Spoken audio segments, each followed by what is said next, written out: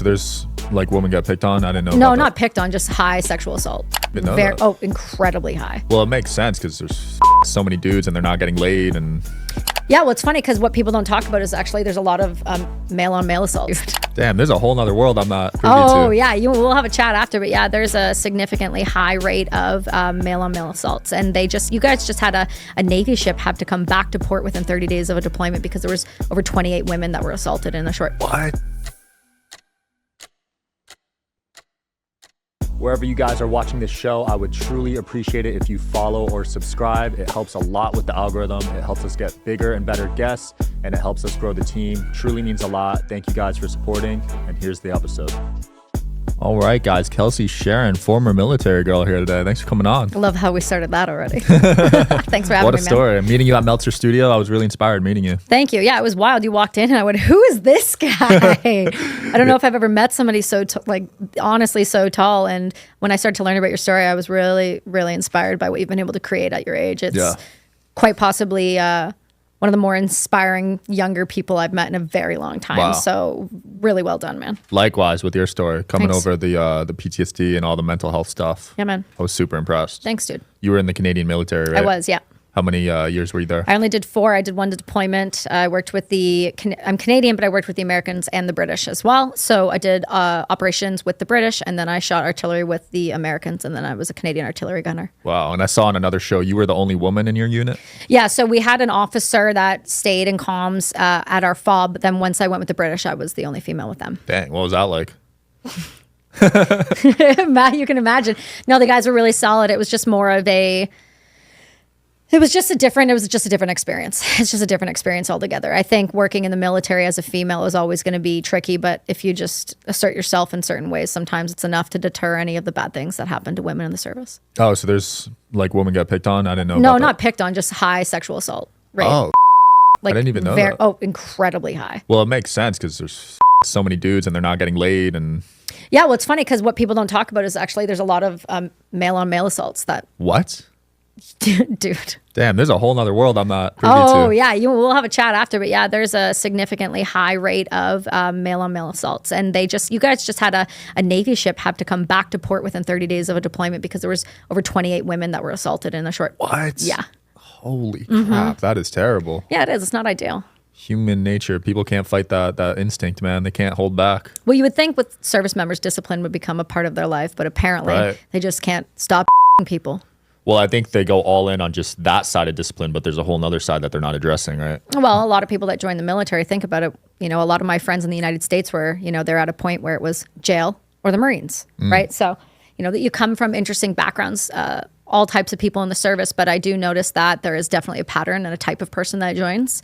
And the military gives people a sense of purpose, and it doesn't negate what happened to you before. If you've had trauma, past trauma, or other things happen to you, it kind of just carries through. And then when you go through service and it's like, shut up and be quiet and don't talk about the issues, and then they just say, well, just go drink it off, you're going to run into a lot of issues. Wow, I didn't know they were silencing people like that. Oh my gosh. You had a couple women killed in Texas, and their bodies were just found on the base, and we still haven't figured out who did it. What? Yeah. I didn't even see that. Yeah, it's a Jesus. trip, man. Yeah. That is crazy. And Yeah. I think the sense of purpose, like you mentioned, while you're in the military is so high. Right. And then I think the struggle when they get out is they lose that, right? Massive identity loss, massive loss of purpose. It's one of the biggest reasons why people don't transition well. And then they also really struggle with the lack of community, lack of purpose, lack of identity. And so if you leave people to figure that out once they get out, depending on what has happened to them prior, whether it's traumatic brain injury, post-traumatic stress disorder, you name it, then you throw alcohol into the mix. You're getting the reason why we have 44 a day. Jeez. Yeah. And that's where you were at, right? When you got out. That's right. Yeah. I was ended up getting med boarded out in 2011. I was diagnosed in country with post-traumatic stress disorder. And then they put me on 11 different drugs and booted me out. Crap. Yeah, it was a good 11 time. different drugs. Yeah. Just for PTSD. That's right. It wasn't like painkillers? No, I was on a lot of SSRIs and uppers and downers for sleep, and then to bring me back up during the day, that kind Oh of my stuff. gosh. And they're probably getting kickbacks or something off these. Well, think about it. It's the VA system loves veterans because veterans are a vending machine, and they're a really good way to constantly turn profit. Right. And so it's been an interesting transition for sure. But I think ultimately the message in that is that if you can help veterans find themselves right before they leave and at least give them a lifeline before they get out of service so that they can then have a purpose once they get out and a community that they can jump into. Like we were just talking about your awesome human that you work with here. And it's like about purpose. If they're just left with no purpose, people flounder. And that's like that in any part of life, right? The people I coach, the people I work with, they feel stuck.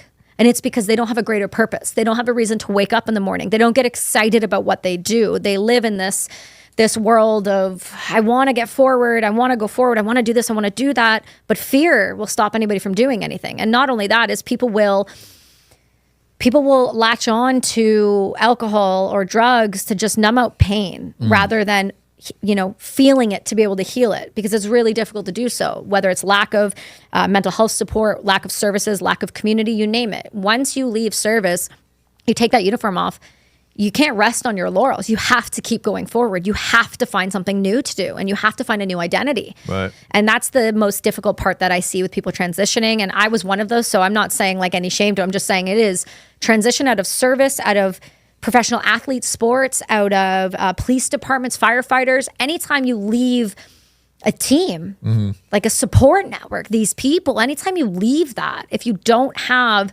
something to fall back on, you flounder and you're alone. And you're not really alone, but you think that you're alone. That safety net's important, right? Yeah, that's why even just graduating college, some people are lost because they don't know what to do. Well, you think about it, you go at 18 to college nowadays, you spend 4 years, you get into an immense amount of debt. You don't really love the programs you're in, most people. You don't really learn much anymore at these universities, except for some crazy ideologies.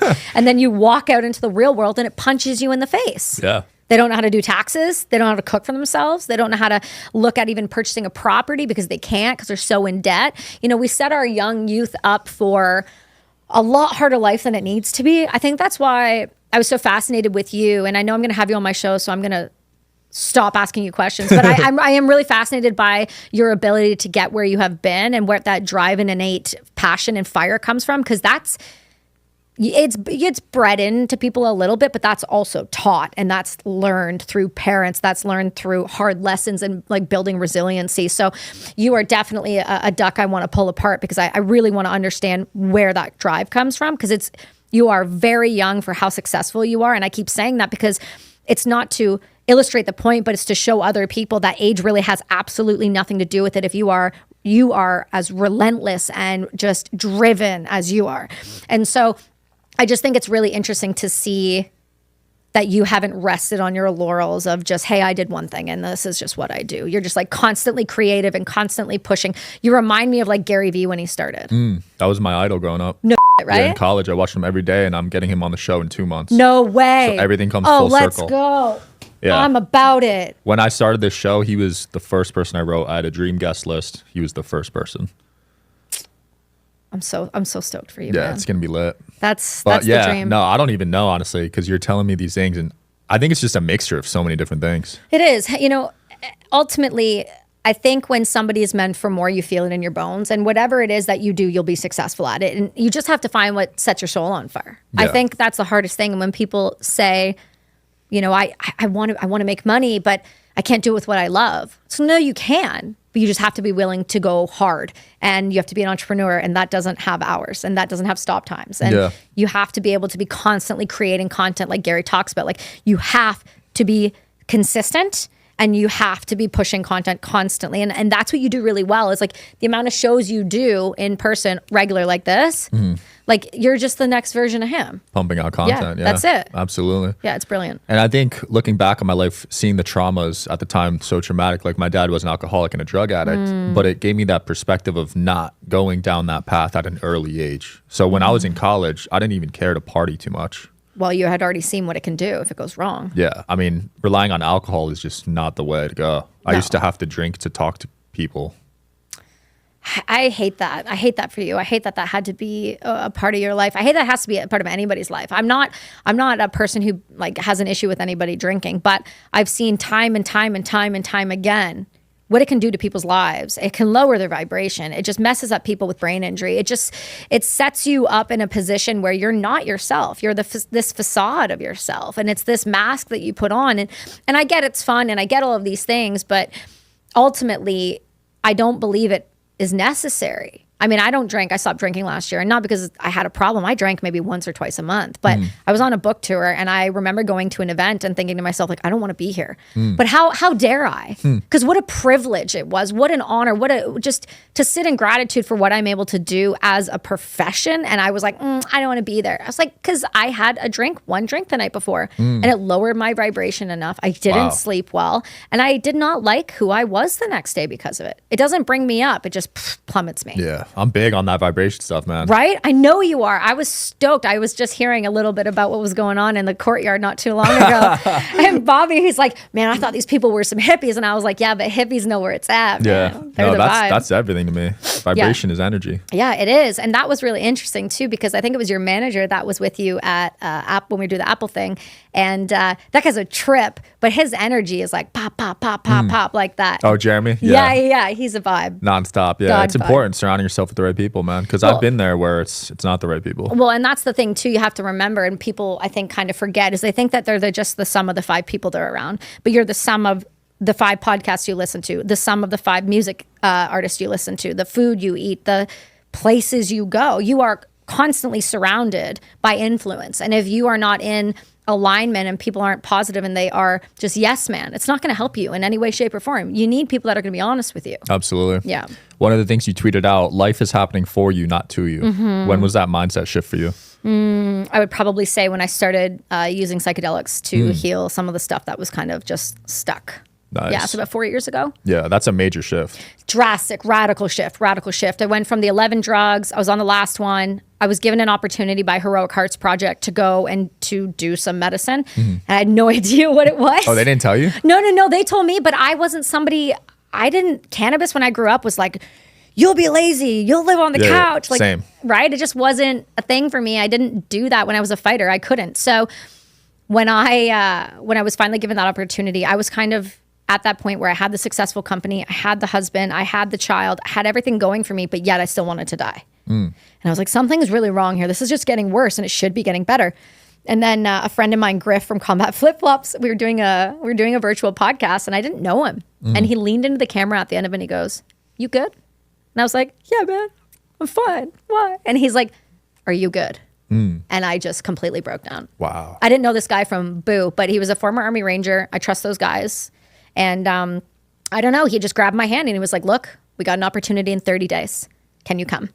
And I didn't talk to my husband. We talked about everything. And I was just like, "Yes." He goes, "It's ayahuasca." I was like, yes. I don't know. Yes. Okay. Yes.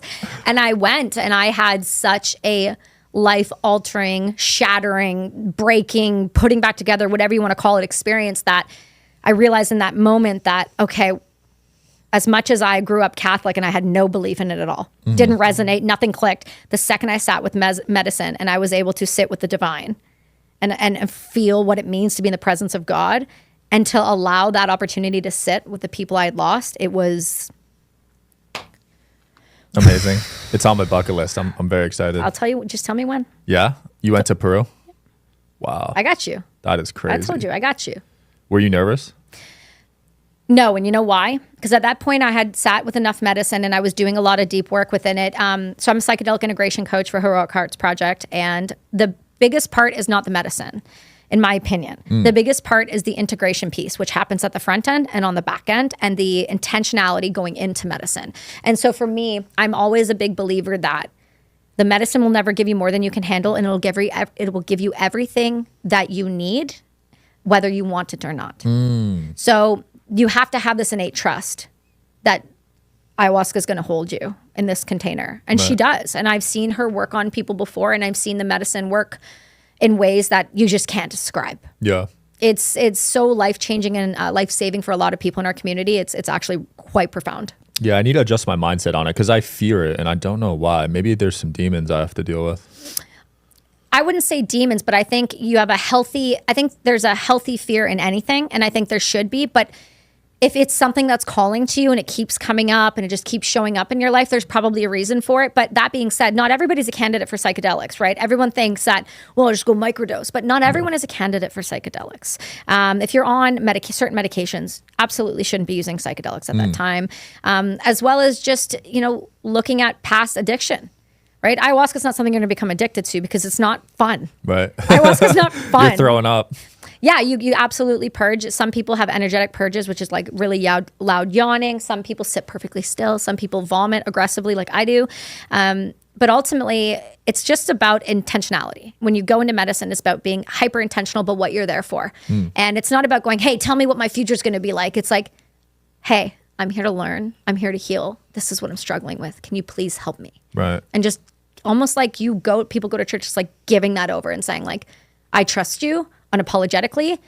And the people that I'm with, at least when I go, is with the Shipibo tribe. And these people have been doing this for hundreds and hundreds and hundreds and thousands of years. They know what they're doing. And at some point, you just have to give yourself over and trust that it's the right thing for you. And for some people, it's not. But for me, it was one of the biggest catalysts to change. Wow. And you got off all those prescriptions after Never that? been on one since. Dang. Yeah. That's crazy. And you were on them for years. Yeah, I was on them from 2009 to the last one I went off was the end of 19. Holy crap. 10 years? Yeah. My Damn. entire 20s. That is crazy. And what people don't understand about pharmaceutical drugs, especially SSRIs, is they erode your gut health and they destroy your libido. Damn. And they hold you in place and freeze you in place, meaning they just numb you. Right. They numb you to everything. I was in that time frame, I was engaged and I was married and I had a child and I don't remember a lot of my 20s. What? Yeah. That's crazy. Yeah, your libido's your sex drive, right? Yeah, it's gone. It just wipes right 20s is out. supposed to be your peak of sex and you're giving it up. Yeah, I felt nothing. Oh my gosh. Yeah. Yeah, that's how I felt on Xanax. Exactly. It's a similar thing. Like it just numbs your whole body out. Yeah. And for the positive and the negative. So as much as they want to use it for the negative, it affects you massively in the positive too, but they don't tell you that it erodes your gut health. They don't tell you that it does damage long term, right? Right. They don't. So were you able to reverse it? We're working on it. Yeah, I've done treatment with Resiliency Brain Health down in Coppell, Texas. That's what I was talking to Bobby about. And they are a traumatic brain injury clinic that they work with Delta. They work with the JTF2 Special Forces, the Rangers, the SEALs.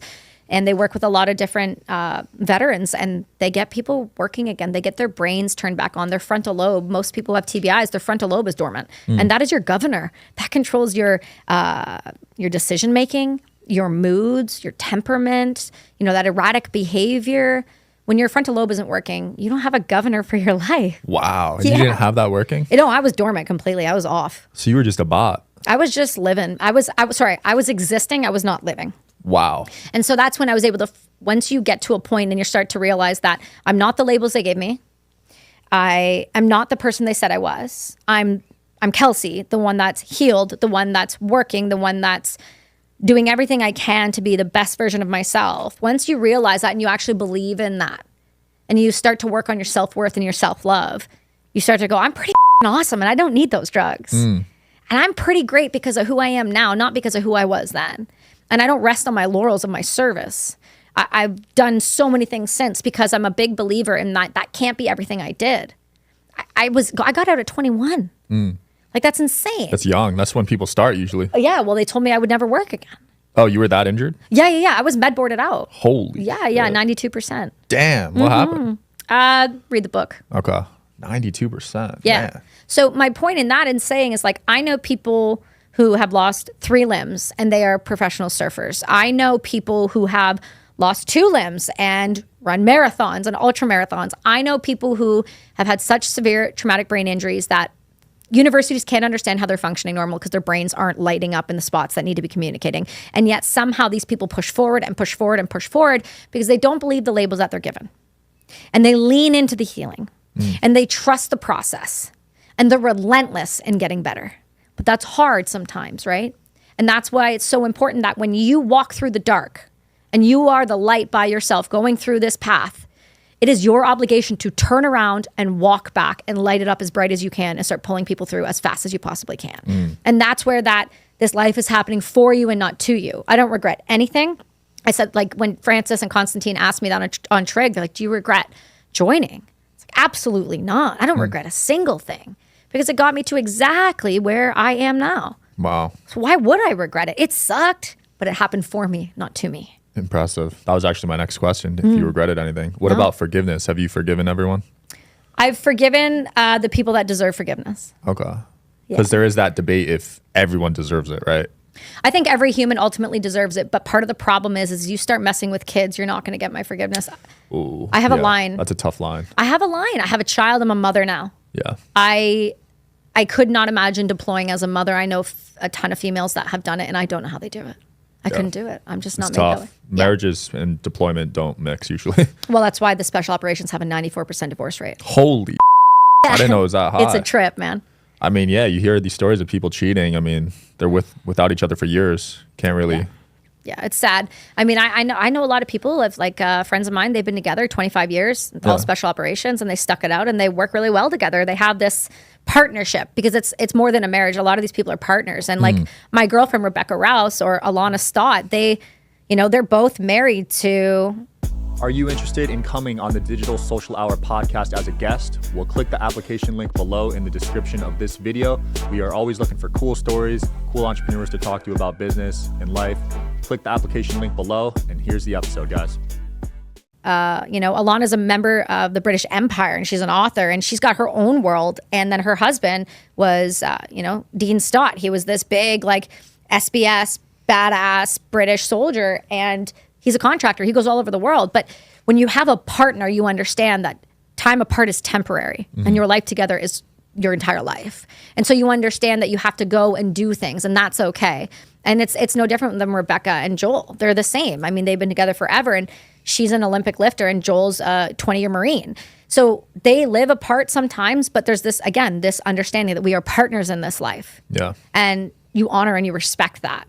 Because everything else is temporary, but ultimately you're going back to that partner. And that's not easy for everyone. But that's, in my opinion, you just haven't found the right partner for you in life. Right. Because it's not about finding a spouse. It's about finding a partner. And when you find the right one, you elevate yourself significantly. And it's cool to see you guys work it out through all the stuff you went through. He's probably going through some stuff. So yeah, no, my husband was a professional supercross racer when I met him, and we've been together 14 years. Nice. And so we went through my stint of stuff, then we went through his traumatic brain injury stuff. And he had one too? Yeah, so he actually had what was a trip was he had injuries from when he was racing professionally, and then one day, about 3 years ago now, we were sitting in the garage. I was smoking a joint, and we were watching Joe Rogan. And classic. That's just we got a routine. We are routine religious. And he looked at me and he grabbed the right side of his chest and he goes, "Honey, I think I'm dying." And he just dropped to the ground. Whoa. And we took him to the hospital, and they're like, "Oh, we think it's mental health." I'm like, "No, this is not." And come to find out, this was all during come to find out, Canada wouldn't treat us. They wouldn't let us in. They wouldn't believe that it was a head injury. And a friend of mine who was a ranger was actually down at the brain clinic. And I called them just bawling my eyes out. Like, we need help. I need someone to help me with him. I'm going to lose him. He was deteriorating rapidly. We couldn't understand it.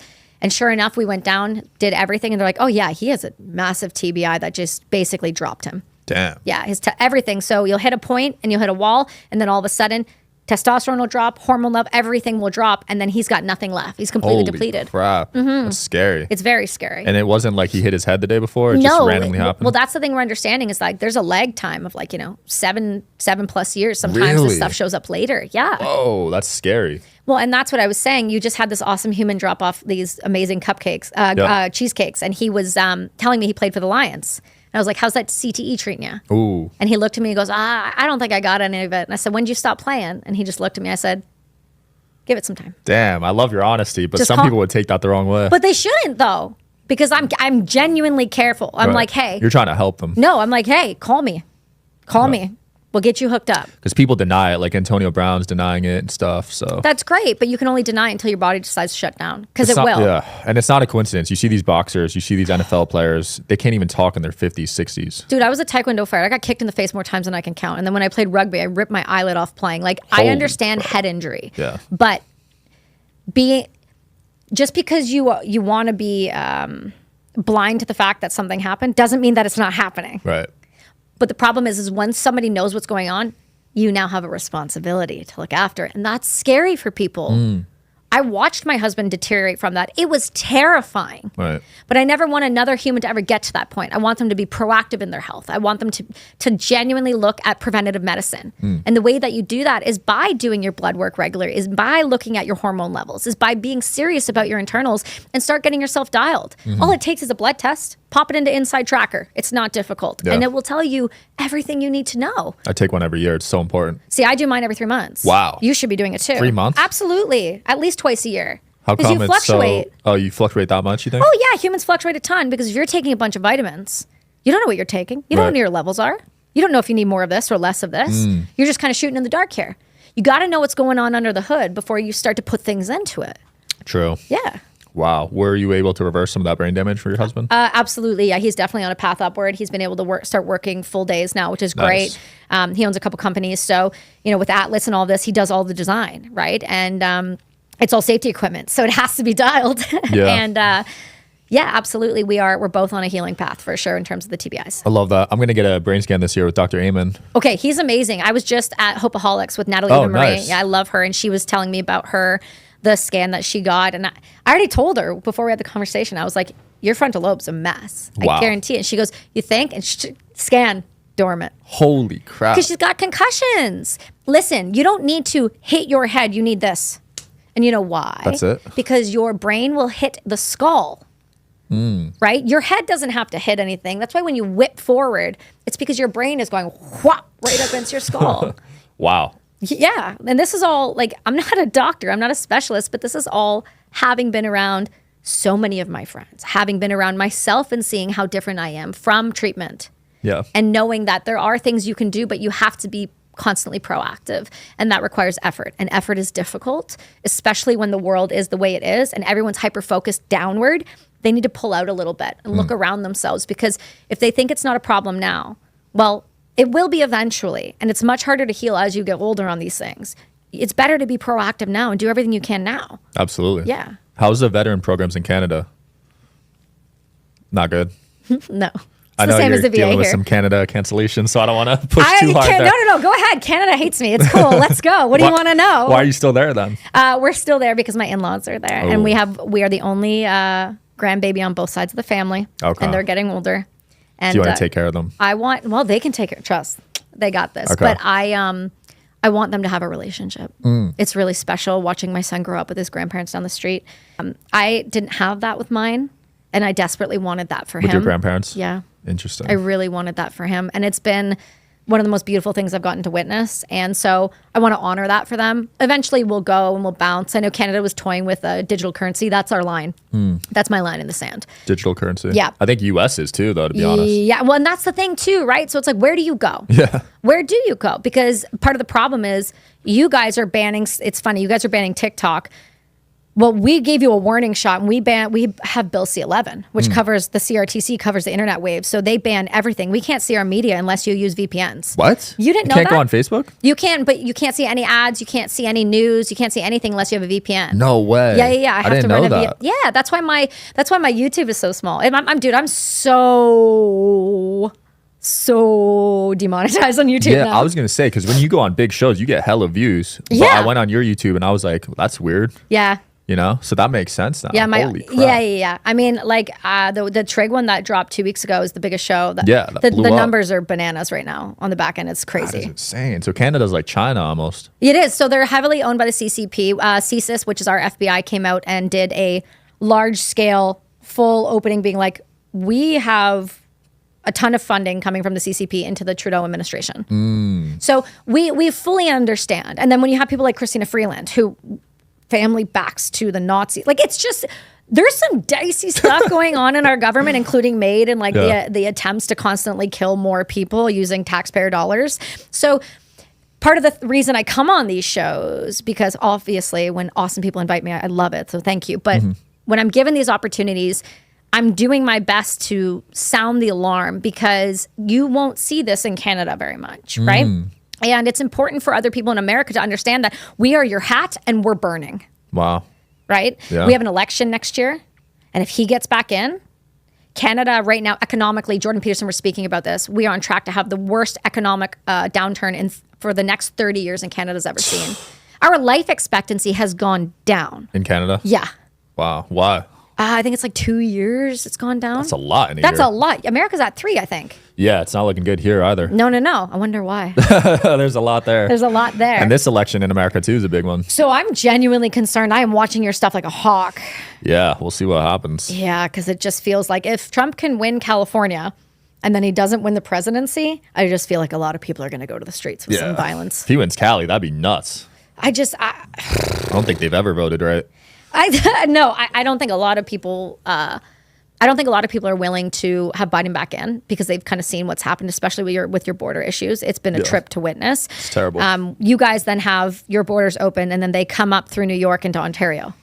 Oh, they come to Canada too? Oh, yeah. Damn, they're going across the whole country? Oh, yeah. Because Canada will also do the similar thing that you guys are doing, right? Really? We'll house you, we'll look after you. So, like, if you come, you get an average of like between like $3,200 to like $4,000 a month if you have dependents and you come in as an immigrant. In Canada? Yeah. So they You get could live paid off more. that. Yeah. And like, not in Vancouver. You could. Oh, okay. That's like a 1-bedroom apartment. Like, relax.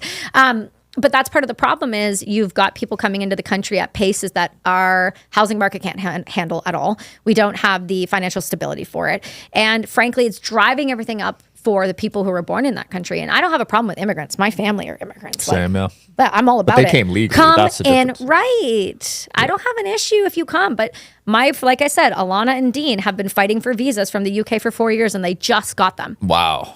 And they 4 did it the years. right way. They had to go back to London and hang out for a month every so-and-so and do it properly. And they did. Mm-hmm. And I applaud that because that takes so much financial strain, so much effort. And Yeah. anybody who's going to do it right deserves to be here. Absolutely. My mom was scrubbing floors, doing dishes. She came here for college and got her visa the right way. Right. And I think that's to be applauded.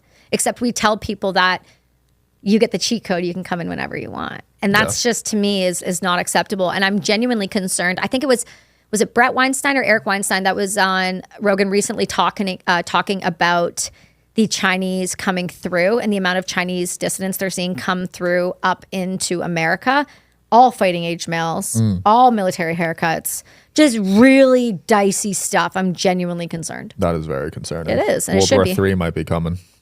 Well, I feel like if it's going to start in Texas, it's not going to go well for anybody else except for the Texans. I wonder where Canada will side on it. Well, I think Canada will side with whoever's going to pay the most money. And I think you did see Canadians wake up, which is really beautiful. And that's why when people are like, why don't you leave? Part of the problem is I believe in Canada. I love where grew I up live. there, yeah. Dude, I love where I live. I'm 5 minutes from the ocean. I'm 2 hours door to door to Whistler. What am I complaining about? Right. But I am struggling with what's happening from did you see the new hate bill that just came in? No. Hate bill? Yeah, so they modified, let me see if I can get this right. They modified the Child Online Act. Okay. And then they added in the hate bill. I think it's Bill 63. I got to double check. But essentially they made it so that if you say something online that somebody deems hateful, they can charge you with a hate crime and the punishment is life in prison. No. Yes. That is scary, especially as a podcast I'm host. terrified right now. Wow.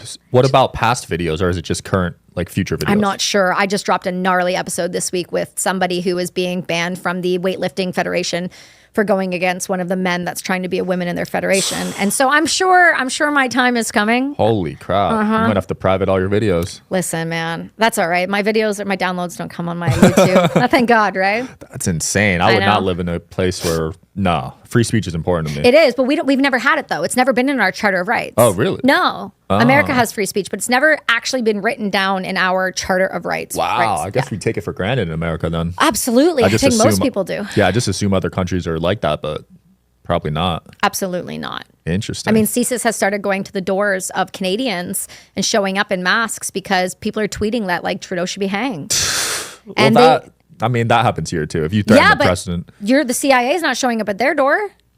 If you're Alex Jones, they are, but but not some random guy. Yeah, but just random husband and wives retweeting this. There's a ton of videos online where CSIS is showing up at the door. Damn, yeah, for random people, that's a bit extreme, I think. Yeah, but it's just their attempt it's intimidation. Yeah. It's intimidation to silence. And that should say everything to anybody. If Canada is sending their police departments, CSIS, and other government agencies to silence you from tweeting, they are so focused on the wrong thing. Right.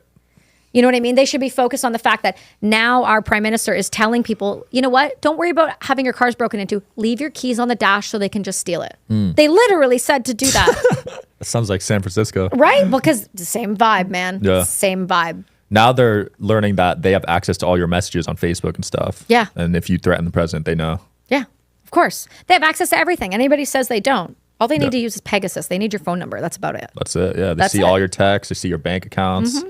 Didn't Signal just get bought by Facebook? Did they? I don't know. I heard that. Maybe I'm wrong, but somebody said that to me recently. I was like, oh, no. Well, I heard it's not even encrypted, to be honest. So I Really? stopped using it. What are you using? Telegram. Really? Yeah. Find that's best. But you could do like chats that disappear. Ooh, I like that. Yeah. I'm going to have to jump on that then. Yeah, that's the move. What's his name?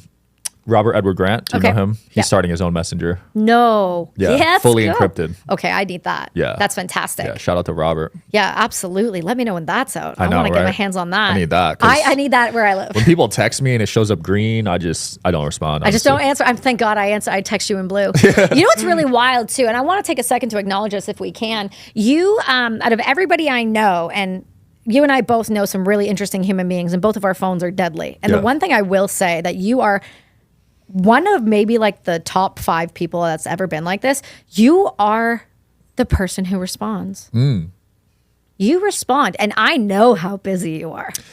Yeah, I get a lot of texts. But you take time. I do. I spend hours a day responding. But I want you to know, like, that doesn't go unseen. That is not a trait that people possess. I take pride in it. Even with my networking events, there's like 500 people. I manually text every single person myself. And it takes like 4 or 5 hours. Yeah, it's a big deal. But the fact it. that you do that says a lot about your character and your integrity. And that's why people go to the ends of the earth for you. That's the difference, right? Like I have some big people and I'll text them. And if they don't respond, but then I see them watching my stories on Instagram. Yeah. Oh, don't think I'll be texting you back after that. Yeah. It's just, I believe that if someone's going to give you their time, I get we all have lives, but I know how busy you are. I know how busy some of these people are, but yet somehow they get to it. Yeah. Right? It's rude, I think. I mean, if someone's texting you and asking for and they keep doing that, I won't respond to that. Right. But it's always like back and forth, and we have good things we're providing each other. So yeah, I just think you're a good human, and I think anything that I can, somebody taught me this a long time ago, and I believe in it wholeheartedly. And it's like anything I have is yours. Yeah, I'm the same way. Right, because it's like rising tides, and this is not a zero-sum game. This podcast world is massive, but yet there's a lot of gatekeepers. A lot, especially at the level we're at now. Bro. Oh my God. I don't even ask like big shows for guests because I know they'll say they're no. not going to. You know what's really funny? You say that, but Trig has been money. Really? Those guys have gone to the ends of the earth for me. I said, listen, I want to talk to Mike Baker. Yeah. Because he was recording apparently the day I was in London, but in the morning. Okay. I was like, he was in the room? That's dope. And so he came on the show. And he loved it, and he's flying to Vancouver in June. I think it's different in the spiritual space because I've had Robert Edward Grant send me guests and a few guys like that. Yeah. So yeah, Mike Baker's not in the spiritual space, and neither is Trig. Trig is Trigonometry? I thought they had Francis on like and spiritual Constantine? people. Oh my God, no! They have like, they had a mafia guy on last week. Okay. And then they had a British Parliament member the week before, and then they had like university professors, Tony So Hinchcliffe. there's some good ones out there. Oh my God, I think there is. I think it comes down to the people, and I think that reciprocity is not. It's just not like that anymore. And I think people, if you show up for others, they will show up for you truly and genuinely. But at the same time, I think sometimes people get to a certain stage in their lives and their business, and they just don't think that they need to be kind anymore. Yeah. And I just don't believe that. I don't believe that. And they also fear being canceled. So they don't want to go on shows like ours because we just have on people Honest that say people? whatever. Yeah, honest people. Yeah, but that says everything to me, though, about you. It does. It's a shame, though. A lot of these celebs won't go on. And that's what we were just talking about. That's why I want to talk to Theo so bad. Yeah, he would go on. He's different. Well, and the reason I want to talk to him is because of the trauma side of things. And like He's got some drama, but he's got, and I just, when I see him, I see a 7-year-old little boy that needs a hug. And same with Sean Strickland. That dude needs he needs some love. Some love, for Yeah, sure. he needs some love. And I think that's the really nice thing is that's why when you surround yourself with good people, you will continually be, what's the word I'm looking for? You will continually, if you hold your hands out to the world and say, everything I have is yours. How can I help you? How can I be there and support you? The world will always come back. And it might not be immediate, but you just have to trust that as long as you're doing things for the right reason, you're helping people because that's where it's coming from. If everything comes from a place of love, That's it. Absolutely. It doesn't matter after that, I man. love that. Kelsie, anything you want to promote or close off with? I know you got the book. Yeah, absolutely. The book's available on Amazon. I have a new website, kelsiesheren.com, where you can book any of my coaching or my speaking. I'm definitely looking to do more keynotes this year, and I'm definitely looking to work a lot heavier in the coaching space, and I'm really loving the work I'm doing right now. But ultimately, I'm out here just trying to spread the message that you can heal, man, and you can be so much better for it, and this life is not happening to you, man. It's happening for you. Love it. We'll end it there. Thanks for watching, guys. Thanks for coming on, Kelsie. See you next time. Thanks for having me.